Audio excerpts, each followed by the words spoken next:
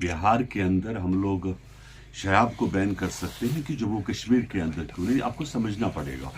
बिहार के अंदर हमारी फुल फ्लेज गवर्नमेंट है, और जहां तक जम्मू एंड कश्मीर का सवाल है, जम्मू एंड कश्मीर में डिपेंड करता है ये एलजी के ऊपर, मैं और गवर्नमेंट ऑफ इंडिया के ऊपर। एक साफ और सीधी सी बात, आप मेमोरेंडम लाइए नहीं लाइए, डजंट मैटर फॉर दैट। अगर ये सच्चाई को जानना चाहते हैं अगर आप सच्चाई को हाइड करते हो तो वो आपकी अलग बात है। फिर आप हर एक चीज को पर्दादारी कर रहे हो तो आपकी अलग चीज है। आप मेमोरेंडम लाते हो, अगर असेंबली से पास होता है एंड चीफ सेक्रेटरी के ऑफिस से निकलने के बाद लेफ्टिनेंट गवर्नर साहब के पास जाता है, अगर लेफ्टिनेंट गवर्नर साहब चाहेंगे तो बंद हो सकता है। बाकी आप 5000 मेमोरेंडम दीजिए, इससे कोई फर्क नहीं पड़ता। It depends on lieutenant governor साहब and the government of India. आपको इस बात को समझना पड़ेगा पहले। अगर ये जो आप गलत चीजें दे रहे हैं पब्लिक के अंदर कि लो जी मैं ये कर रहा हूं, मैं जो वो अपनी टीआरपी एंड ये सब चीजें के लिए, सबसे पहले अगर आपको याद होगा आज से 10 साल पहले हमने पहले उस वक्त जब फुल फ्लेज गवर्नमेंट थी, उमर अब्दुल्ला की गवर्नमेंट सरकार यहां पर थी, हमने प्रोटेस्ट किए प्रेस कॉलोनी में। तब उन दिनों प्रोटेस्ट हुआ करते थे और हमने उस वक्त कहा कि जम्मू कश्मीर के अंदर शराबबंदी होना बहुत जरूरी है, और हमने अपने इलेक्शन मैनिफेस्टो में भी रखा था कि अल्कोहल को बैन करना जम्मू कश्मीर में हमारा पहला काम होगा। मैं क्लियर कर दूं आपको कि 2014 से नहीं है, 2014 के बाद जो फ्लड में नुकसान हुआ था एंड उसके बाद काफी सारी पैकेज आए थे जम्मू कश्मीर को लेके, एंड उसमें वो ऑलमोस्ट लिक्विडेट हुए थे। आपको हाँ मैं मानता हूँ इस चीज को कि इस वक्त जो ट्रेजरीज में जो हालात है, जो पेमेंट्स फंड्स हमारे पास अवेलेबल नहीं है। ठीक है, अभी जो नया बजट हमारे पास आया जम्मू कश्मीर को लेके गवर्नमेंट ऑफ इंडिया की तरफ, जैसे आज भी जो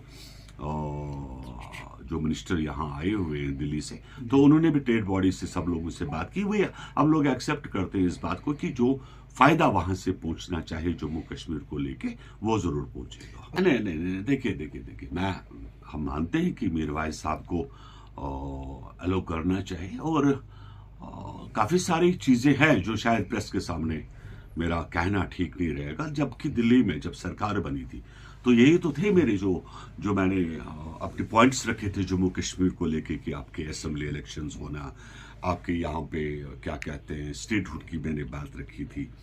और बिकॉज उस वक्त सब लोगों ने अपना अपना शेयर मांगा, चाहे बिहार था चाहे यूपी, जब सरकार बनी थी, खासकर जब जेडीयू एक हिस्सा बना सरकार का, तो जाहिर सी बात है जम्मू कश्मीर से अगर कोई रिप्रेजेंटेशन कर रहा था तो एक नुमाइंदगी मुझे मिली थी, एक मौका मिला था पार्टी की तरफ से, तो मैंने उस वक्त बड़ी कोशिश की और हुआ भी बहुत सारी चीजें। इवन कि प्राइम मिनिस्टर साहब भी आई, उन्होंने भी इस बात पर कमिटमेंट की। लेकिन एक सवाल पैदा होता है कि शायद वो सब चीजें जिसके लिए एक पहल की थी हमने कि लोगों ने हमें मैंडेट नहीं दिया, आप जानते हो, और जिसकी वजह से कि एक पकड़ जो चाहिए थी हमें दिल्ली के अंदर, अगर मैं आज सवालात करूं तो किस बेस पे, नहीं तो इतनी हिम्मत थी मेरे में और रहेगी भी इंशाल्लाह कि कोई चीज छोड़ते नहीं हम लोग। लेकिन लोगों का सपोर्ट आप जानते हो कि नेशनल कॉन्फ्रेंस की तरफ रहा और एनसी सेंटर में नहीं है, दैट डिपेंड्स। ये बड़ा मैटर करता है। देखिए, हम कोई भी कोर्ट का फैसला होगा तो उसको हम लोग वेलकम करेंगे, ऑब्वियसली अच्छी बात है, और लोगों को राहत मिलनी चाहिए। मतलब आप बार बार मैं बड़ा उमर ने इशारा दिया है कि संकेत मिले हैं कि बहुत जल्द अब यहाँ को जम्मू कश्मीर को रियासत दर्जा वापस दिया जाएगा, तो इस चीज को आप कैसे देखें? मोदी ने टेलीफोन किया होगा रात को, हाँ, मुलाकात मिलती है दिल्ली में, 2-2 घंटे वहां गृह मंत्री के वहां बाहर खड़े होते। यार ये बातें जो आप कर रहे हो ना, ये सब बेबुनियाद बातें, इन बातों में कोई दम नहीं है। बिकॉज मैं बार आपको बोल रहा हूं, मैंने इलेक्शन से पहले भी आपको कहा कि वी आर इन हम लोग यूनियन टेरिटरी में बैठे हुए हैं, आप किसी स्टेट में नहीं हो। और ये भी काउंट मत करिए कि आप एक दिल्ली की यूनियन टेरिटरी में, no not at all. Dadar Nagar Haveli 10 दफा कह चुका हूं, आप उस यूनियन टेरिटरी के चीफ मिनिस्टर हो, इक्वलेंट टू मेयर। आप समझोगे नहीं तो मैं उसमें क्या करूं? I had a shock. हमें एक बहुत बड़ा मौका मिला था देश में, और माशाल्लाह बिकॉज हमारी अभी भी मेरी उम्मीद कोई ये नहीं है, लेकिन अगर लोगों का मैंडेट आया होता तो पता नहीं क्या हो जाता, बिकॉज लड़के लेते, छीन के लेते, and being the part of NDA मैं अपने पार्टी प्रेसिडेंट से सवाल करता कि हमने जहां समर्थन दिया है क्यों दिया है, मेरा स्टेटहुड कहां है, लेकिन पब्लिक ने, ठीक है उनकी मर्जी थी, मैं उनके मैंडेट को सलाम करता हूं। यही बार बार यही रोना है। मैं बता रहा हूं मार्च अप्रैल में आपको वाटर वर्क्स की पाइप की लाइन मिलेगी।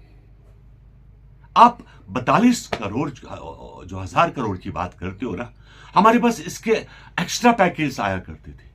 मुझे याद है 3000 करोड़ हमें पीएमजीएसवाई के लिए मिले, और आज से 3 साल पहले, और वो फंड्स बिकॉज ये लोग प्लान नहीं बना पाए जो पीएमजीएसवाई के उस वक्त के अफसरान थे, और वो पैसा हमारा वापस चले गया, मैं ये भी मानता हूँ।